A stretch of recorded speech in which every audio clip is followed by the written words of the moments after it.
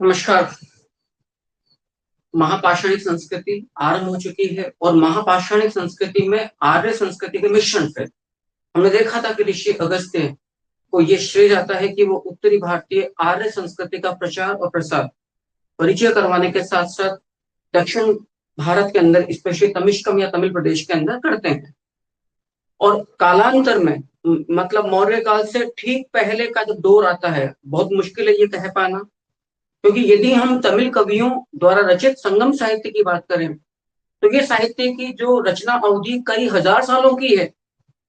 तब तो आप एक तरह से मान के चलिए बड़ा पौराणिक सा मामला जाके ठहरता है। तीन तमिल कवियों की संगम बैठ के कई कई सैकड़ों वर्षों तक चलती हैं, तो वो तो अपने आप में एक बड़ा ही फिर अलग ही विवेचना का विषय हो जाता है। लेकिन ये सच्चाई है कि मेगास्थनीज अपनी पुस्तक इंडिका में और सम्राट मौर्य सम्राट अशोक अपने अभिलेखों में संगमकालीन चेर चोल और पांड्य राज्यों का जिक्र करते हैं। इसका मतलब कि मौर्य राज्य के पाटलिपुत्र में पूर्वी भारत में अस्तित्व में आने से पहले, और ये बात भी दीगर जानने योग्य है कि मौर्य साम्राज्य का प्रचार प्रसार दक्षिण भारत में कर्नाटक मैसूर श्रवण बेलगोला तक तो था ही सही, एक एक सामरिक सीमाओं के रूप में। और जब तमिल साहित्य जिक्र करता है, जितना प्रकाश डालता है, तो उसको उत्तरी भारतीय धार्मिक सामाजिक कारकों के बारे में, तत्वों के बारे में, परंपरा और रीति रिवाजों के बारे में जानकारी थी। तो ये अनुमान लगाना मुश्किल नहीं है कि ये यात्रा कितने हजारों साल पुरानी रही होगी। मे भी आने वाले वक्त में कुछ नए रिसर्च शोध अन्वेषण हमारी तमाम पूर्व प्रचलित धारणाओं को ध्वस्त कर दें और नए निष्कर्षों तक की तह तक हमें पहुंचाएं। लेकिन अभी अभी अभी हाल ही में जो हमारा विषय है वो सिर्फ ये है कि संगम साहित्य क्या है, और संगम साहित्य से तमिश्कम या तमिलकम सुदूर दक्षिणी जो तमिल प्रदेश है उनकी राजनीतिक सामाजिक सांस्कृतिक धार्मिक जीवन पर क्या प्रकाश पड़ता है, उसके बारे में हमें क्या जानकारी प्राप्त होती है। तो मैं स्वागत करता हूं आप सभी लोगों का। एक सेशन निकल चुका है इस अध्याय का, मे भी ये एक एक सेशन हो लग सकता है इसमें आज के अलावा, क्योंकि लंबा सा चैप्टर है, समझने वाला सारा का सारा दक्षिण भारतीय है। संगम का मतलब ही मिलना है, मिलन है, बैठक है। तो जहां तमिल कवि बैठ रहे हैं, और चूंकि संगम साहित्य में हमें कुछ आर्य सांस्कृतिक कारकों का प्रतिनिधित्व भी मिलता है, इसका मतलब कि ये संस्कृति आर्य संस्कृति इस समय तक दक्षिण भारत में पैर पसार चुकी थी, चाहे वो सामाजिक जीवन हो यहाँ का, चाहे वो धार्मिक जीवन हो। यद्यपि जिस प्रकार की चतुर्वर्ण व्यवस्था हमें उत्तरी भारत में इस काल में समकालीन राजनीति में या सामाजिक जीवन में स्थापित और प्रतिष्ठित नजर आती है, वैसा कुछ हमें दक्षिण भारत में नहीं दिखता। यद्यपि यहाँ ब्राह्मण थे, नो डाउट ब्राह्मणों का अपना वर्चस्व था। सो उसी ऐतिहासिक पृष्ठभूमि में मैं इस अध्याय को आपके सामने लेकर आ रहा हूं, देखिएगा। और इस संपूर्ण यात्रा को उम्मीद करूंगा कि आप लोग समझेंगे विषय। हमने जो लास्ट सेशन था उसमें महापाषाणिक संस्कृति को अच्छे से समझ लिया था, और आज हमें लेकर चलना है संगम। तो अब आप उसी रूप में इस सारे बातों को समझना आरंभ कीजिएगा। देखिएगा, तमिल कवियों की परिषदें संगम कहलाती है। पहली बात तो मैं यहाँ पर ये शब्द को बिल्कुल क्लियर कर दूं कि जो ये शब्द बार बार आ रहा है तमिश्कम, ये शब्द असल में क्या है? तमिश्कम का मतलब हमारा निकलता है तमिल प्रदेश। तमिल प्रदेश अर्थात सुदूर दक्षिणवर्ती या सुदूर दक्षिणी प्रायद्वीपीय एरिया, सुदूर दक्षिणी प्रायद्वीपीय एरिया, जिसके अंदर बेसिकली संगमकालीन केरल यानी कि चेर राज्य, चोल और पांड्य राज्य पाए जा रहे हैं। यानी कि मदुरा तमिलनाडु और केरल वाला जो एरिया है वो पूरा का पूरा तमिश्कम या तमिलकम कहला रहा है। तो तमिल, यदि हम बात करें तमिल कवियों की, पर संगम से मतलब क्या है? तो तमिल कवियों की परिषद है जिनका आयोजन पांड्य नरेशों के संरक्षण में पांड्य राजधानी मदुरा के अंदर संपन्न होता है। अब आइएगा, इन सभी बातों को स्पीड से देखते रहिएगा। दक्षिण भारत में यदि हम संस्कृति सभ्यता के विकास का क्रम रखें तो महापाषाणी संस्कृति से संगम कालीन संस्कृति का में विकास नजर आता है। धर्मेंद्र नमस्कार। संगम साहित्य हमने बार बार कह दिया, तमिल कवियों की जो मदुरा में पांडे नरेशों के संरक्षण में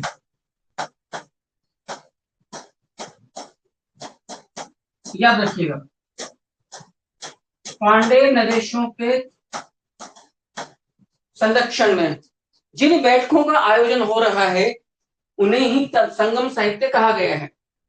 यदि हम दक्षिण भारत के इतिहास के स्रोतों की सोर्सेस की बात करें तो संगम साहित्य भी होगा और महापाषाणिक कब्रों से जो वस्तुएं हमें प्राप्त हुई हैं महापाषाणिक कब्रों से वो भी इसके अंदर आएगी। संगम साहित्य का विषय क्या है? सुदूर दक्षिण भारतीय जनजीवन और राजनीति। राजनीति की जहां तक बात की जाए तो 3 राजवंश हमें पढ़ने हैं, चेर, चोल एवं पांडे, यानी कि संगमकालीन इन तीनों राजवंशों के जीवन के विविध पक्षों पर हमें प्रकाश डालना है। संगम युग की जब अवधि की बात आती है तो श्रीनिवास आयंगर साहब के द्वारा प्रस्तुत जो संगम साहित्य है वो काफी महत्वपूर्ण है यहाँ पर प्रकाश डालने के लिए। श्रीनिवास आयंगर साहिब के अनुसार याद रखिएगा इस बात को कि संगम युग की जो अवधि हमें नजर आती है वो है 500 ईसा पूर्व से लेकर 500 ईस्वी तक। याद रखिएगा 500 ईसा पूर्व से लेकर, हेमंत नमस्कार जी, 500 ईसा पूर्व से लेकर 500 ईस्वी तक, यानी कि मोटे तौर पर आप कह सकते हैं 1000 वर्ष की अवधि है संगम युग की। नोट्स क्योंकि आपको मिल चुके हैं तो उम्मीद करता हूं कि अब आप आराम से आपने अध्याय पढ़ लिया होगा। एक हमें और जानकारी मिलती है इस बारे में, रामशरण शर्मा जो काफी प्रतिष्ठित प्राचीन भारतीय इतिहास के लेखक हैं, भारतीय राष्ट्रीय तो नहीं मैं अंतरराष्ट्रीय ख्याति प्राप्त इतिहासकार कहूंगा, पटना यूनिवर्सिटी के आप प्रोफेसर रहे हैं। उनका कहना है कि यदि हम संगम युग की अवधि देखें तो वो हमें रहती है 100 ईस्वी से लेकर 250 ईस्वी तक, यानी कि 150 वर्ष की कुल अवधि मानते हैं, लेकिन ज्यादा प्रामाणिक जो अवधि है वो श्रीनिवास आयंगर साहब की है। तमिल संगमों की तुलना प्रोफेसर महन डालने के द्वारा फ्रांसीसी एकेडमी से की गई है, फ्रेंच एकेडमी से की गई है। याद रखिएगा इसके द्वारा प्रोफेसर महन डालने के द्वारा काफी महत्वपूर्ण है। हो सकता है कि जो महत्वपूर्ण तथ्य हैं प्रश्न है वो यहीं से निकल जाएंगे। संगम साहित्य में वर्णित कुल राजवंश 3 हैं, हम बार बार चर्चा कर चुके हैं। इनमें ये महत्वपूर्ण है, चेर जो राजवंश है वो सबसे प्राचीन राजवंश है, जो चोल है वो सर्वाधिक शक्तिशाली, याद रखिएगा, राजवंश है।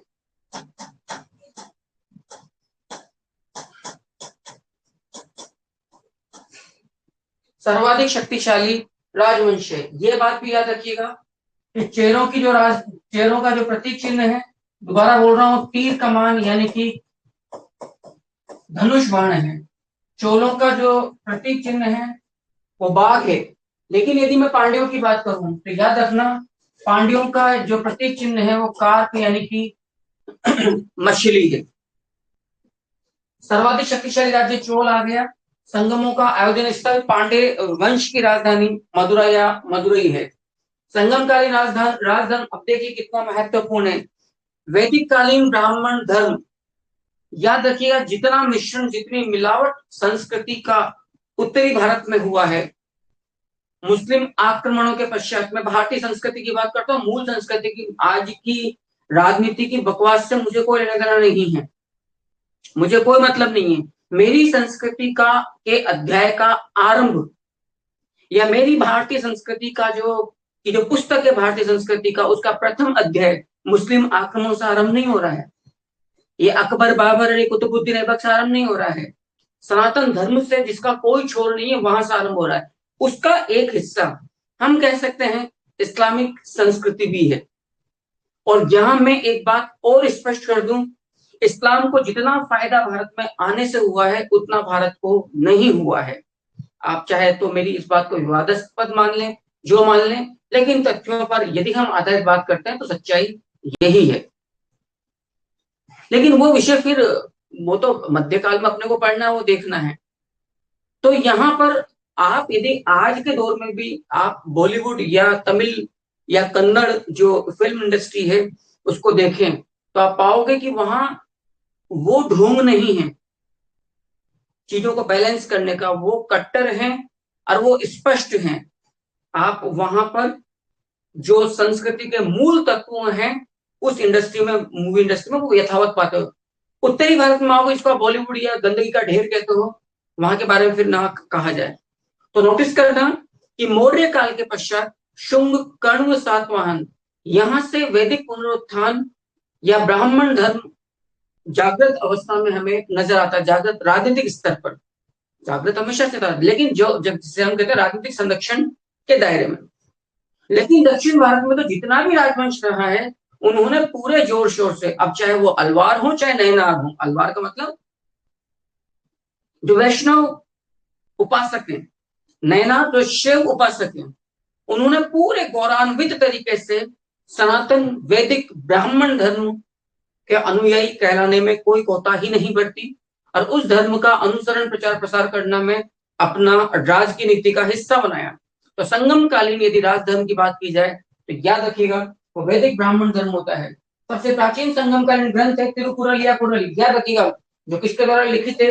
तिरुवल्लुवर के द्वारा। अब मैं जितने भी लोग इस क्लास को अभी या बाद में देखेंगे, मैं दोबारा बोल रहा हूँ, मे बी का प्रश्न यहीं से आ जाए, प्रश्न बनेगा सबसे प्राचीन संगमकालीन ग्रंथ कौन सा, तो आप कहेंगे कुरल या तिरुकुरल, कुरल या तिरुकुरल, और उसका लेखक कौन है? तिरुवल्लुर। दोबारा देख लीजिएगा, कुरल या तिरुकुरल, लेखक कौन है? तिरुवल्लुर। लिखता भी आता हूं मैं आप लोगों को, कुरल अथवा तिरुकुरल। और इसका जो लेखक है वो हमें मिलता है, यह बात भी याद रखना, तिरुवल्लुर। तिरुवल्लुर, राइट। संगम तमिल साहित्य, संगम साहित्य का आधार ग्रंथ इसी तिरुकुरल को, जो तिरुवल्लुर के द्वारा रचित है, जिसको कुरल या तिरुकुरल और तिरुवल्लुर के द्वारा रचित है बोला गया है, तिरुकुरल या कुरल। संग तमिल साहित्य का साहित्यिक त्रिवर्ग भी तिरुकुरल को ही बोला गया है। साहित्यिक त्रिवर्ग, ये बात भी याद रखिएगा। साहित्यिक त्रिवर्ग क्यों? क्योंकि आप जानते हो हमारे यहाँ त्रिवर्ग किसको बोला गया है? हम जानते हैं कि चार पुरुषार्थ में धर्म, अर्थ एवं काम, याद रखिएगा इस बात को, धर्म, अर्थ और काम। और जो चौथा है, ये बात भी याद रखना, जो चौथा पुरुषार्थ है वो हमारे सामने आता है मोक्ष। मोक्ष पुरुषार्थ को हमने साध्य पुरुषार्थ, चरम पुरुषार्थ, जीवन का अभिष्ट लक्ष्य माना है यदि मैं भारतीय दर्शन की बात करूं। और तीन जो बाकी पुरुषार्थ हैं, धर्म, अर्थ, काम, उन्हें हमने साधन पुरुषार्थ बोला है, यानी कि वो मोक्ष प्राप्ति के लिए सहायक मार्ग है, वो अभिष्ट नहीं है। वो इच्छित हो सकते हैं लेकिन वो अभिष्ट नहीं है, वो परम लक्ष्य या चरम लक्ष्य नहीं है, जीवन का अंतिम सत्य नहीं है।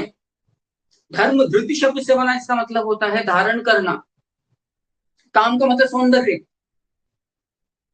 और अर्थ, आर्थिक उपार्जन पुरुषार्थ के द्वारा। तो चूंकि तिरुकुरल या कुरल जिसको लिखा गया तिरुवल्लुर के द्वारा, जो संगम साहित्य का आधारभूत ग्रंथ है, सबसे प्राचीन ग्रंथ है, उसमें धर्म, अर्थ और काम की स्पष्ट व्याख्या मिलती है, इसीलिए इसे तमिल साहित्य का साहित्यिक त्रिवर्ग भी कहा। अब यदि मैं आपसे बात करूं कि इनको तमिल भाषा में क्या बोला गया है, तो तिरुकुरल या कुरल ग्रंथ में धर्म को अरम बोला गया है। देख लीजिए, धर्म को अरम बोला गया है, अर्थ को पौरुल बोला गया है। अर्थ को याद रखिएगा पौरुल, और काम को इन बम बोला गया है,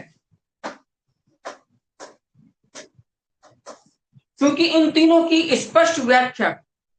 प्रश्न बनेगा क्यों त्रिवर्ग क्यों बोला गया है? क्योंकि तीन साधन पुरुषार्थ, धर्म अर्थात देख लीजिए अरम, अर्थ अर्थात पोरुल, और काम अर्थात इनवम, इन तीनों की स्पष्ट व्याख्या हमें कुरल या तिरुकुरल नामक सबसे प्राचीन संगम कालीन साहित्य, जो कि तिरुवल्लुवर की कृति है, में मिलता है। इसीलिए इसको संगम साहित्य का त्रिवर्ग भी बोला गया है। इसे तमिल साहित्य का पंचम वेद भी बोला गया है, तिरुकुरल या कुरल को। इसे तमिल साहित्य का संक्षिप्त वेद भी कहा गया है, तिरुकुरल कुरल, जो कि तिरुवल्लुवर के द्वारा रचित है। उम्मीद करता हूं यहां तक की बात आपको समझ में आ गई होगी। नेक्स्ट, अगला देखिएगा, तमिल साहित्य की बाइबिल तिरुकुरल को बोला गया है।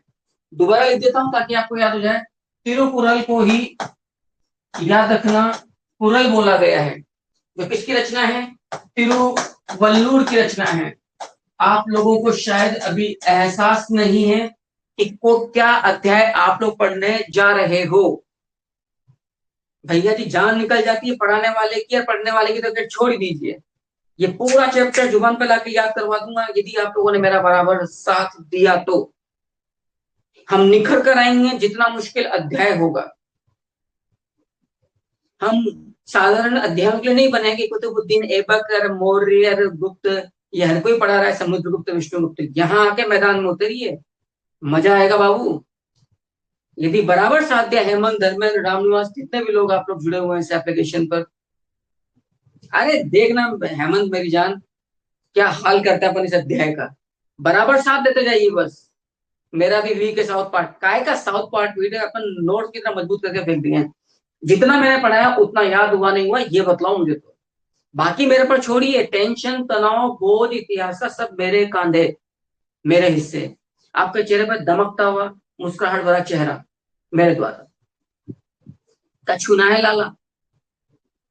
जितना पढ़ा रहा हूं फोकस करते चलो। तो तमिल साहित्य का बाइबिल जिस ग्रंथ को बोला गया वो कुरल या कुरल है, जिसको तिरुवल्लुवर के द्वारा लिखा गया। अब गियर शिफ्ट होगा, देखिएगा। तमिल साहित्य का इलियड हमने पढ़ा था इलियड वो ग्रीक लिटरेचर है जिसे आपको मालूम है ना, सिकंदर युद्ध स्थल में भी अपने सिरहाने पर रखा करता था, ताकि उसे प्रेरणा प्राप्त होती रहे संघर्ष करने की, ताकि उसे प्रेरणा मिलती रहे जीतने की, ताकि उसे प्रेरणा मिलती रहे युद्ध के मैदान में अपना सर्वस्व झोंकने की। इलियड, तमिल साहित्य का इलियड जिस ग्रंथ को बोला गया वो है शिलप्पाधिकारम। शिलप्पाधिकारम जो कि इलंगो आदिकल द्वारा रचित है, इलंगो आदिकल द्वारा रचित शिलप्पाधिकारम को तमिल साहित्य का इलियड बोला गया। किसके द्वारा? प्रोफेसर महनडाल ने, जिसने तमिल संगमों की तुलना फ्रेंच एकेडमी, फ्रांसीसी अकादमी से करी है। तुम तो बहुत बड़े हो, तुम तो बहुत ज्ञानी हो हेमंत, आप तो खुद शिक्षक हो यार। मैंने परिष्कार के विद्यार्थियों को जुबान पे लाकर टिका दिया था ये पूरा अध्याय। यदि इस अध्याय को यशपाल, कैलाश, स्मिता, विशाखा, मोनिका, चिंटू, रजत, अरविंद, अभी जसराज, ईशान, मैं भी कि मैं और नाम बोल रहा हूँ, माफ करना भैया जितने भी गर्ल्स बॉयज जुड़े हुए हैं, उन सबकी जुबान पर साथ साथ चलते रहो। तमिल साहित्य का बाइबिल सबसे प्राचीन तिरुकुरल कुरल, तिरुवल्लुवर द्वारा रचित त्रिवर्ग आधार ग्रंथ, सबसे पुराना ग्रंथ तिरुवल्लुवर, तिरुकुरल, तिरुवल्लुवर द्वारा रचित तिरुकुरल या कुरल। और तमिल साहित्य का इलियड प्रोफेसर महनडाल ने बोला है इलंगो आदिकल द्वारा रचित शिलप्पाधिकारम। लिख लो, शिलप्पाधिकारम या कारम किसके द्वारा रचित है? याद रखना, इलंगो आदिकल के द्वारा। प्रॉब्लम क्या होती है माय डियर हेमंत बाबू, जब हम टीचर बनते हैं हमारे खुद के बेसिक्स कंसेप्ट क्लियर नहीं होते हैं बाबा। इसलिए फिर हम भी यही कहते हैं कि पूछो मतो, रटो रटो रटो। अरे कब तक रटोगे? रटना तो तोता है, अपनो अपना काम ना है रटना। वो गए जमाने जो प्रश्न इजीली आया करते थे बाबू, प्रश्न ऐसे ऐसे ठोक के पूछेगा वो आपसे। अर्थशास्त्र की, धार्मिक अर्थशास्त्र के रूप की व्याख्या, धार्मिक अर्थशास्त्र की व्याख्या किस विद्वान के द्वारा की गई है? And he is a international popular economist. इस तरह के प्रश्न आ रहे हैं गए जमाने। भारत का म्यूकियावली किसको बोला? कोई ना पूछ रहा तुमसे। प्रश्न ये भी आ सकता है कि किसने इतिहास का भविष्य बोला? अर्थशास्त्र को। और किसने कहा कि मैकियावेली से तुलना करना मूर्खता है, बेवकूफी है? कहां मैकियावेली जैसा छिछलेदार रचनार प्रिंस जो लिखा हो द प्रिंस, और कहां अर्थशास्त्र बाबू। इसलिए जितना वक्त अभी आप लोगों को मिल रहा है, झोंक दो, नींव को बहुत गहरी करो, मजबूत करो। तो अंगूरे कितने ऊपर तक खड़े हो, कोई मुश्किल भरी बात नहीं होती। तमिल साहित्य का इलियड, शिलप्पाधिकारम पढ़ना पड़ेगा। ये मणि मेखले, शिलप्पाधिकारम, तिरुकुरल कुरल, अभी देखते रहो तोलक्का पीएम, अभी देखना, अभी तो आएंगे एटुट्टु के पट्टुक पुट्टे, मिल्क नक्कू किल्क नक्कू, अभी देखते रहो। तो तमिल साहित्य का इलियड बोला गया Silappatikaram, which is written by Ilango Adigal according to professor महंडाल ने। एंड तमिल साहित्य का ओडिसी किसको बोला गया? Well known as a Manimekalai, which is written by Sithalai Sathanar. Professor महंडाल ने नहीं बोला है। इसको मणिमेखले।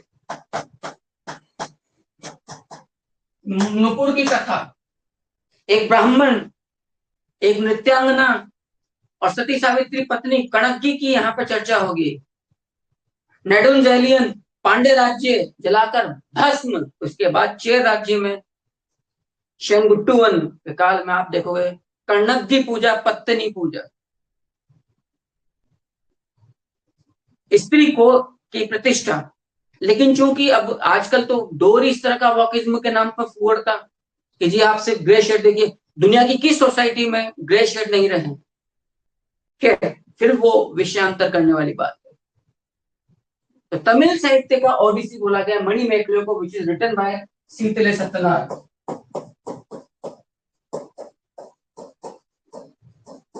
हेमंत मजे आ रहे हैं?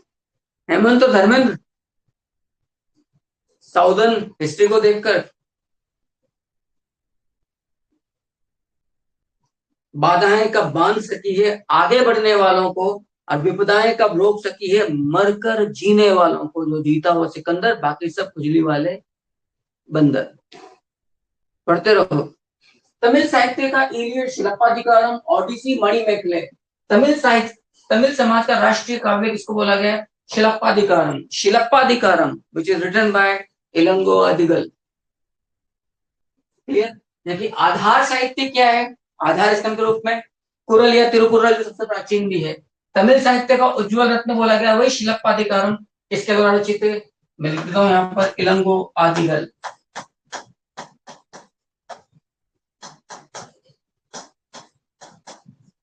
याद रखिएगा इलंगो आदिगल। विग्रह की पुस्तक, जीवक चिंतामणि, तिरुक्कुदेवर द्वारा रचित। जीवक चिंतामणि तिरुक्कुदेवर द्वारा रचित विग्रह की पुस्तक, तमिल ग्रंथ जिसमें 4 वेदों का सार मिलता है, एलादी। और तमिल साहित्य का प्रथम संगीत संग्रह परिपादल, जिस प्रकार से यजुर्वेद अपने यहाँ पर, सॉरी सामवेद अपने यहाँ पर भारतीय संगीत का आधारभूत ग्रंथ, उसी प्रकार से तमिल साहित्य का जो संगीतमय ग्रंथ है, प्रथम संगीत संग्रह, वो है परिपादल। और 4 वेदों का सार जिसमें मिलता है वो है एलादी। अब आप सोचिएगा, जो मैंने कहा ऋषि अगस्त्य ने आर्य संस्कृति को इंट्रोड्यूस किया साउदर्न इंडिया में, तमिश्कम या तमिलकम में। 4 वेद, ऋग संहिता, यजुर संहिता, साम संहिता एवं अथर्व संहिता। संगम युगीन विवाहों की प्रथाओं का वर्णन कहाँ मिलता है? कलित होके। कलित होके नामक जो ग्रंथ किसके द्वारा रचित है? कपिलर के द्वारा। तमिल व्याकरण किसको बोला गया, याद रखना, तोलक्कापियर द्वारा रचित तोलक्कापियम को, तोलक्कापियम which is written by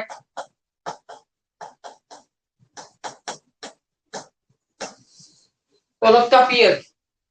पढ़ना की बात आपको। तमिल व्याकरण किसको बोला गया है, तोलक्कापियम को। तमिल व्याकरण एवं रीति रिवाजों को किसको बोला गया है, पट्टुपुट्टू। देख लीजिए, अच्छे से देख लीजिए, मैं थोड़ा सा हट जाता हूं।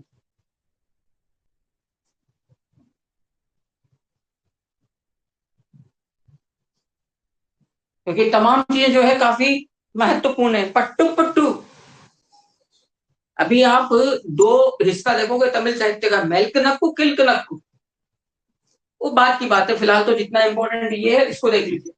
तो तमिल व्याकरण और रीति रिवाजों का कोश कहाँ मिलता है, पट्टुपुट्टू में। और तमिल साहित्य का स्वर्णिम युग याद रखना, संगम साहित्य में जो 5 महाकाव्य, जैसे अपने यहाँ पे 2 महाकाव्य है, उत्तरी भारत में रामायण जी और महाभारत जी, तो यहाँ 5 महाकाव्य मिलता है संगम साहित्य में, उनकी भी चर्चाएं अपन अभी देखेंगे। तो तमिल व्याकरण और रीति रिवाजों का कोश पट्टुपुट्टू है। तमिल व्याकरण तोलक्कापियम को बोला गया है, जो तोलक्कापियर द्वारा रचित है। संगम युगीन विवाहों की प्रथाओं का वर्णन कलित होके जो कपिलर द्वारा रचित उसमें मिलता है। तमिल साहित्य का प्रथम संगीत संग्रह परिपादल कहलाता है। चारों वेदों का सार किसमें मिलता है, एलादी में। और तमिल व्याकरण कौन सी, जैसे आपने देखा था संस्कृत व्याकरण सबसे प्राचीन अष्टाध्यायी किसके द्वारा रचित, पाणिनि के द्वारा। फिर उस पर पहली बार टीका लिखी गई पतंजलि के द्वारा महाभाष्य नाम से। उसी प्रकार से यहाँ पर है, ठीक है साहब। अब संगम कालीन महाकाव्य, चूंकि हमने कहा संगम साहित्य के 5 महाकाव्यों का रचना काल कहलाता है, the golden era of Tamil literature और द संगम लिटरेचर। हेमंत जी, धर्मेंद्र जी और जो भी लोग इस क्लास को देख रहे हैं, समझ में आया। हालांकि अभी तक मैंने अध्याय आरंभ नहीं किया, ये सिर्फ टारगेट फैक्ट्स चल रहे हैं जो आप लोगों को माइक्रो नोट्स के रूप में मिलेंगे। जी हेमंत, चलिए नेक्स्ट आगे बढ़ते हैं। कुल 5 महाकाव्य हैं ये ग्रंथ संगम साहित्य के अंतर्गत नहीं आते हैं, खास बात ये। हाँ हो सकता है हेमंत, मैं तो क्योंकि मैंने जो प्रॉमिस किया आप लोगों से, देखो बड़े नोट्स तो आपको मिल ही रहे हैं जो किताबों की कमी को पूरी करेंगे। एग्जाम टाइम पर मैं आपको दूंगा ब्रह्मास्त्र, बिल्कुल माइक्रो नोट्स के रूप में। सब कुछ तैयार हो रहा है, धीरे धीरे धीरे धीरे धीरे। अभी नहीं दूंगा वरना आप सब कुछ वहीं फोकस कर डालोगे। और इसीलिए भी आप लोग नोटिस कर रहे होंगे जो बड़े नोट्स आपको मिल रहे हैं उसमें टारगेट फैक्ट्स मिसिंग हैं। मैंने बड़ी शातिराना तरीके से उस पार्ट को मिसिंग कर दिया है। मेरी मेहनत है यार, मेरा फंड है, मेरा दिमाग है, मेरी दुकान है, जैसे चाहो वैसे सामान बेचूं अपना, मिलेगा। लेकिन आप लोग, मैं चाहता हूं उससे पहले आपकी आदत पड़े मेहनत करने की, पढ़ने। प्रथम 3 ग्रंथ शिलप्पाधिकारम, मणिमेखला और जीव चिंतामणि ही वर्तमान में उपलब्ध इन 5 महाकाव्यों में से, लेकिन ये संगम साहित्य में नहीं आते हैं, याद रखिएगा। शिलप्पाधिकारम याद रखना, इलंगो आदिगल द्वारा रचित, अभी देखा। मणिमेखले शीतले सत्यनारायण द्वारा रचित और जीव चिंतामणि तिरुप्त देवर द्वारा रचित। 3 वर्तमान में उपलब्ध हैं, अंतिम 2 बलेपति और Kundalakesi. Both are not available in contemporary world, मतलब इस समय recent time, sorry not contemporary. तो एक तो आ गया कुंडलकेशी और एक बलेपति, ये अंतिम 2 हमारे सामने नहीं। संगम, तमिल संगमों की संख्यात्मक जानकारी कुल 3 9,990 वर्ष से 990 years. Could you believe? ना। 3 संगम बैठकों का आयोजन मदुरा में पांडे नरेशों के संरक्षण में, और उनकी भी संख्या 197, 9,990 वर्ष तक। भाई साहब,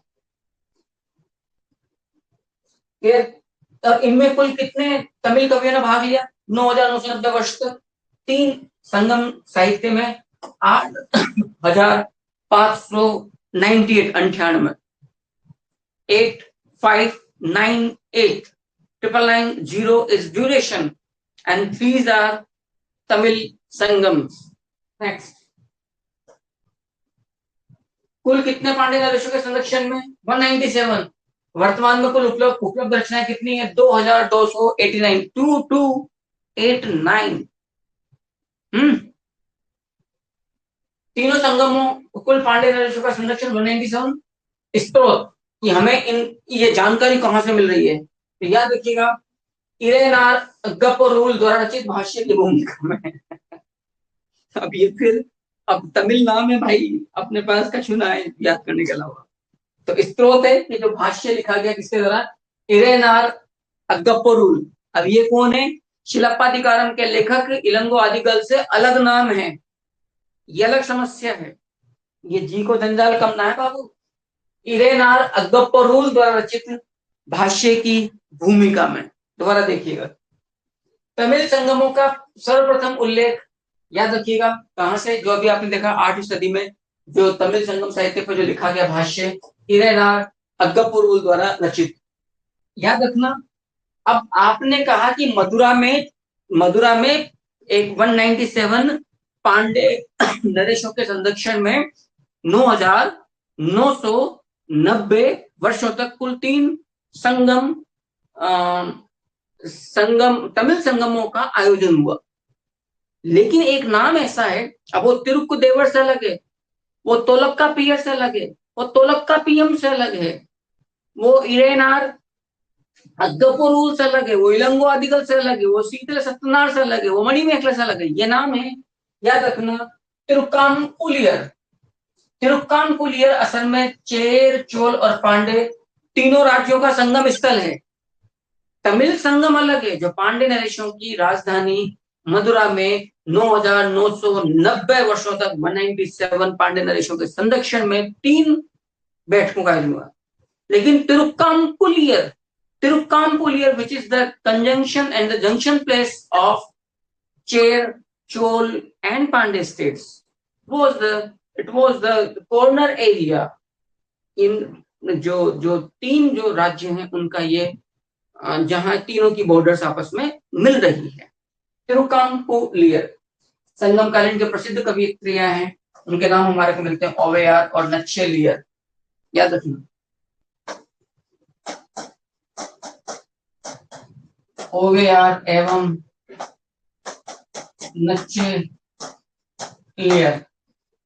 हेमंत पक्का सोच रहे होंगे कि सर आज तक का पढ़ाया हुआ एक तरफ और अब तक जो संगम में पढ़ा वो एक तरफ, बात बराबर।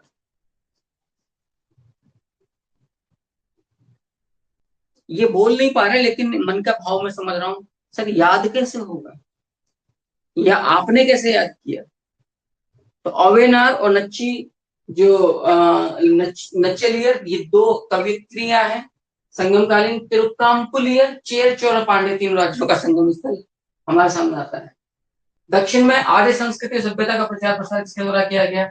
ऋषि अगस्त्य द्वारा किया गया। संगमकालीन जो अंतिम नरेश है उसका नाम हमारे सामने क्या आता है? याद रखिएगा, नलियकोड्डम। नलियकोड्डम, याद रखिएगा, नलियकोड्डम, याद रखना इस बात को। और तमिल का तमिशम का मतलब क्या है? सुदूर दक्षिण भारत, ये बात भी याद रखिएगा। तो अब स्क्रीन से मैं हट जाता हूं, एक बार देख लीजिए, पढ़ लीजिए, समझ लीजिए अच्छे से,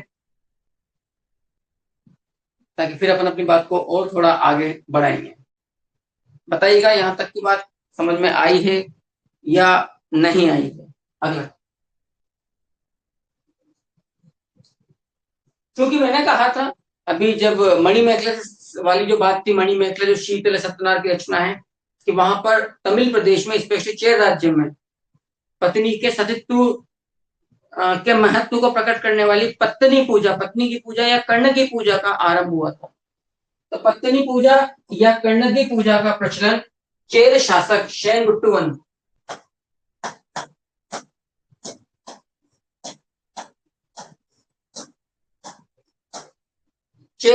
शेनगुट्टुवन के काल में होता है। पत्नी पूजा या कर्ण की पूजा का प्रारंभ। समुद्र पूजा का प्रचलन पांडे नरेश नेडियोन द्वारा किया गया। सतीत्व और कौमार्य की देवी किसको बोला गया? कर्ण की वॉज द वाइफ ऑफ कोलवन ब्राह्मण, जो बाबू प्यार में उलझ गई नृत्यांगना के, फिर उनसे एक बेटी पैदा होगी, वो अभी देखेंगे, बड़ी लंबी मामला है, शानदार मामला है।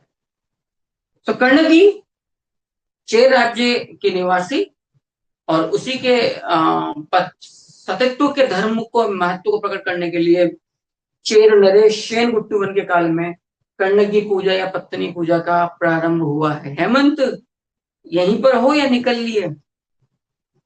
धर्मेंद्र आप भी या हो यहीं पर? एक बार सांस वांस तो लो यार। अच्छा यहीं पर हो, ठीक है। संगमकालीन दक्षिण भारतीय शासक जिसने उत्तर दिशा में चढ़ाई करी और गंगा को पार किया। संगमकालीन प्रथम दक्षिण भारतीय नरेश जिसने उत्तर दक्षिण भारत को पार करके उत्तर भारत में प्रवेश किया, गंगा नदी को पार किया, वो था चेर शासक, याद रखना, सेनगुट्टुवन जिसके काल में चेर राज्य में कर्णगी अथवा, याद रखना, पत्नी पूजा का प्रारंभ होता है। दक्षिण भारत में गन्ने की खेती का प्रवर्तक कौन था? या तो आदिगयीमन नाम आता है अथवा नदुमानंजी नाम आता है, या तो आदिगयीमन या नदुमानंजी नाम आता है, याद रखें। संगम साहित्य की मुख्य भाषा तमिल भाषा है और संगम साहित्य का जो प्रकाशन हुआ 9,990 वर्षों में 3 संगम साहित्य 197 पांड्य नरेशों के संरक्षण में, वो किस पब्लिशर के द्वारा? साउथ इंडिया शिव सिद्धांत पब्लिशिंग सोसाइटी वैली के द्वारा। और यदि हम देखें कि भावनात्मक विषय वस्तु की दृष्टि से संपूर्ण संगम साहित्य का विभाजन हमें कितने भागों में मिलता है? 2 भागों में। संपूर्ण संगम साहित्य जितना भी ये 9,990 वर्षों में आता, 3 संगम साहित्य जहां पर 8,598 में तमिल कवियों ने भाग लिया 197 पांड्य नरेशों के संरक्षण में। कहा? मदुरा, जो पांड्य राजधानी है, वहां पर। अब आप देखिएगा कि भावनात्मक विषय वस्तु की दृष्टि से संपूर्ण संगम साहित्य 2 भागों में, एक तो है प्रेम संबंधित अहूम या आगम और एक है पुरम युद्ध विषय। एक है अहूम या आगम जहां पर काव्यात्मक प्रेम प्रधान भावनाओं का प्रकटीकरण हुआ है, और एक पुरम जहां पर युद्ध विषय। अब आप जानते हैं युद्ध से संबंधित जो चर्चा आती है तो फिर आप जानते हैं गो अपहरण प्रमुख है, हमने पढ़ा था।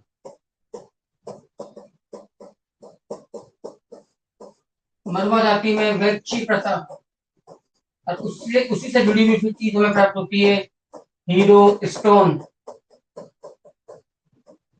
या जिसको हम कहते हैं वीर कल।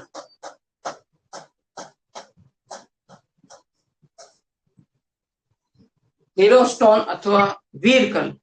उम्मीद करता हूं यहां तक की बात आप लोगों ने समझ ली है। अब आप नोटिस करिएगा, देखिएगा, ये है आपका बेसिकली इतना जो एरिया है, ये है आपका तमिलकम,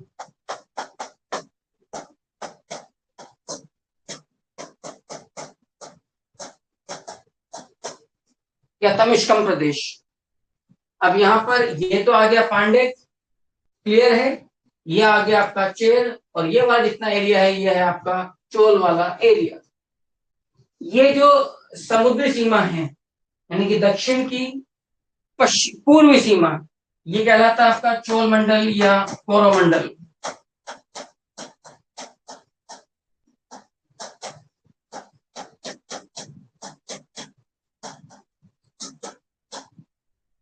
चोल मंडल या कोरोमंडल। जबकि ये वाला जो समतट है अरब सागर की तरफ का, दक्षिणी पश्चिमी तट केरल की तरफ का, ये कहलाता है मालाबार तट। दक्षिण भारत में चूंकि नदियों का प्रवाह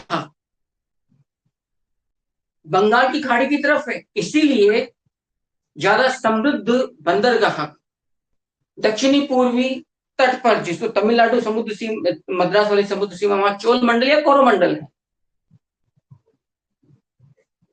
और इनमें सबसे शक्तिशाली जो राज्य था वो था चोलर्स। संगम साहित्य 2 प्रकार के हैं, मेलकनक्कु किलकनक्कु।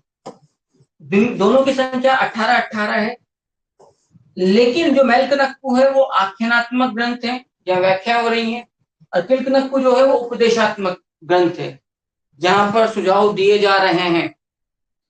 जो किलकनक्कु है उपदेशात्मक ग्रंथ, इसमें 18 लघु ग्रंथ हैं जिनको कहा गया है पटीनेडुकल कणक्कु द्वारा मतलब ये तृतीय संगम काल की रचना है। 18 लघु ग्रंथ, और इधर 18 मुख्य ग्रंथ जो दो भागों में बटे हुए हैं। मेलकनक्कु जो कि भावात्मक, सॉरी आध्यात्मक ग्रंथ है, इनके दो भाग हैं, एटुटुक एवं पट्टुपुट्टु। संगम साहित्य के दो हिस्से हैं, मेलकनक्कु जो भावात्मक है, और किलकनक्कु जो मतलब क्या कहना चाहिए, उपदेशात्मक है। 18 जो मुख्य ग्रंथ है वो है मेलकनक्कु, जिसके दो भाग हैं, एटुटुके एवं पट्टुपुट्टु। और जो 18 लघु ग्रंथ हैं तिलकनक्कु के, भावात्मक प्रधान के, वो पट्टिनेट्टिगल कणक्कु जो तृतीय संगम काल की रचना है उसका हिस्सा है। क्या मतलब है, मैं क्लियर कर देता हूँ। जो संगम काल है उसके दो भाग हमें प्राप्त होते हैं। नहीं, आप नया लीजिए तो समझ में आएगा।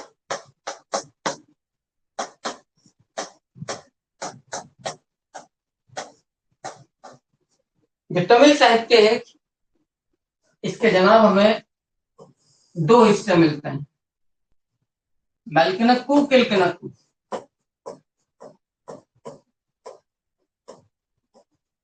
याद रखिएगा, मेलकनक्कु एवं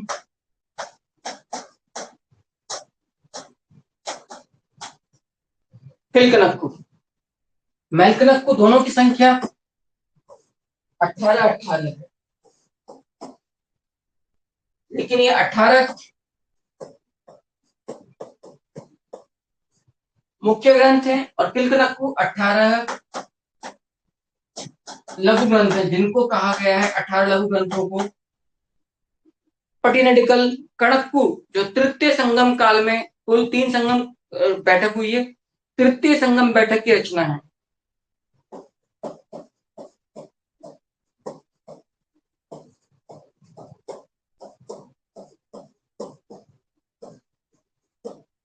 लीजिएगा सर, और 18 मुख्य ग्रंथ है, इनका जो ये जो है ये है असल में आख्यानात्मक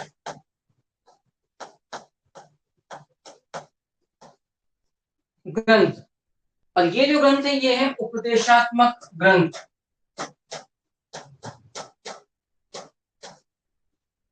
ठीक है साहब।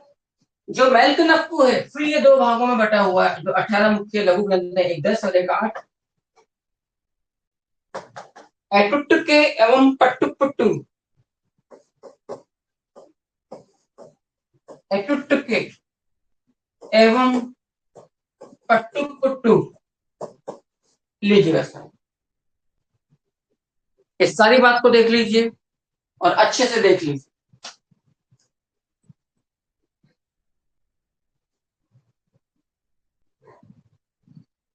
समझ में आ जाए तो हैंड रेस कर दीजिएगा, ताकि फिर मैं अपनी बात को आगे बढ़ाऊं। नहीं, मुझे थोड़ा सा साइड में रहना चाहिए।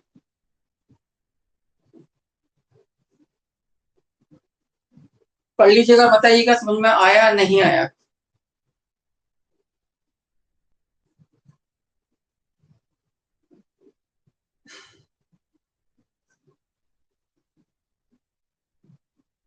हेमंत, आगम और एक और मैं डिवाइड था सर, लास्ट स्लाइड। नहीं नहीं नहीं नहीं समझे नहीं। हेमंत वो विषय है, इन सभी मतलब वो क्या है कि जितना भी तमिल संगम साहित्य है उसके उसके जितने भी ग्रंथ लिखे गए वो दो प्रकार के लिखे गए। मतलब कुछ में तो प्रेम प्रधान, जैसे होती है ना मूवीज, कि एक तो होती है बैटल वाली, क्या बोलते हैं, झगड़े वाली, युद्ध वाली, हिंसात्मक, और एक होती प्रेम प्रधान। तो वो कैटेगराइज किया गया है संगम साहित्यों का विषय के आधार पर, ये मतलब है। तो वो चीज बिल्कुल अलग है, ये चीज, ये चार्ट बिल्कुल अलग है। आप क्लास को कंटिन्यू रखूं या आज के लिए इतना पर्याप्त है कि कंटेंट किस में भूल गया? एक तो है अहूम, अहूम। अरे बाबा आप यहां देखिए, ये आ गया। आप क्या चक्कर में? एक तो आ गया अहूम आगम और एक आ गया पुरम। अहूम आगम जो कि आपका प्रेम संबंधी है, और पुरम जो युद्ध विषय के। पुरम याद करिए, पुरंदर, युद्धों का। यस, पुरम, पुरम युद्ध विषयक, अहूम या आगम प्रेम विषयक। क्लास और आगे बढ़ाऊं या ये कंटेंट सफिशिएंट है?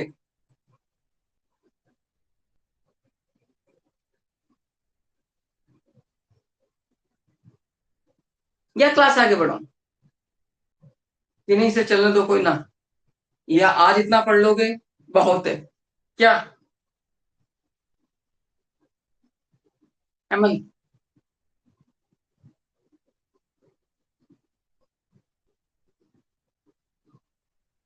पुरंदर युद्ध होने पर ही संधि। अरे वो शिवाजी वाली बात अलग हो गई। यस, सवाई जयसिंह प्रथम, मिर्जा राजा मतलब सॉरी सवाई नहीं, मिर्जा राजा जयसिंह जो है वो और शिवाजी के बीच में पुरंदर संधि हुई थी। मिर्जा राजा जयसिंह वो औरंगजेब की तरफ से मुगल सूबेदार था दक्कन का इस समय। उससे पहले शाहिद खां अपनी तेरी मेरी करवा चुका था शिवाजी के हाथों। ठीक है ना? तो नोट्स पढ़ो।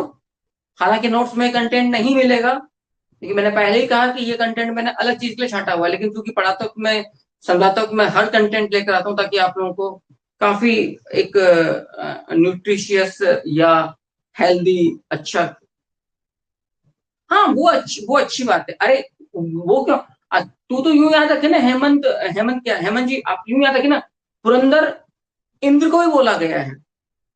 पूर्व माने नगर, जो नगरों का विध्वंसक है। इंद्र को युद्धों का सम्राट, देवताओं का सम्राट भी बोला गया है। युद्ध, ठीक है, अच्छी बात है। हाँ वो ऐसे याद रख लीजिए, पुरंदर संधि के रूप में या पुरंदर इंद्र के रूप में, क्योंकि पुर माने नगर, जयपुर, उदयपुर, जोधपुर। जी हेमंत। सो आई थिंक ये कंटेंट आपको समझ में आ गया होगा अच्छे से। लगभग अमूमन 50 मिनट के लगभग की अपनी क्लास हो गई है। कल मैं ठीक 7 बजे यहीं से क्लास स्टार्ट करूंगा। अभी कंटेंट बहुत हेवी होने जा रहा है, अब इसके बाद लेवल और बढ़ेगा। पूरा दक्षिण भारत जो है वो आपकी सांसों को निचोड़ कर एक तरफ लाके पटक देगा। यदि एक भी क्लास मिस करी या जो पढ़ लिया यदि उसको आपने तुरंत रिवाइज नहीं किया तो मारे जाओगे, क्योंकि आप मुझे ब्लेम नहीं कर सकते। मैं क्लास चालू होने से पहले नोट्स डाल दूंगा अपने यथावत स्थान पर, और उसका पासवर्ड यथावत स्थान। मैंने आप में से हर व्यक्ति को अभी एक, हालांकि ये बात यहाँ कहनी नहीं चाहिए, लेकिन मैंने समय रहते आप सब लोगों को कहा था भैया मात्र 1 रुपया दीजिए, क्योंकि आप पुराने स्टूडेंट्स हैं, और एडमिशन ले लीजिए। ठीक है, अब जो जुड़ गए, so wish all the best. Thank you very much.